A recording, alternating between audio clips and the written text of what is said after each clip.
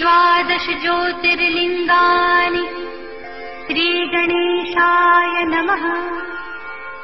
सौराष्ट्रे सोमनाथं च श्रीशैले मल्लिकार्जुनम् उज्जयिन्यां महाकालम् ओङ्कारं ममलेश्वरम् परल्यां वैद्यनाथं च डाकिन्यां भीमशङ्करम् सेतुबन्धे तु रामेशम् नागेशं दारुकावने वाराणस्यां तु विश्वेशं त्र्यम्बकं गौतमीतटे हिमालये तु केदारं घृसृणेशं शिवालये एतानि ज्योतिर्लिङ्गानि सायं प्रातः पठे नरः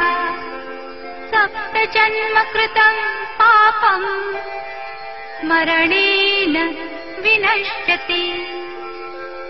इति 12 ज्योतिर्लिङ्गस्तोत्रम् सम्पूर्णम्। ॐ शिवार्पणमस्तु।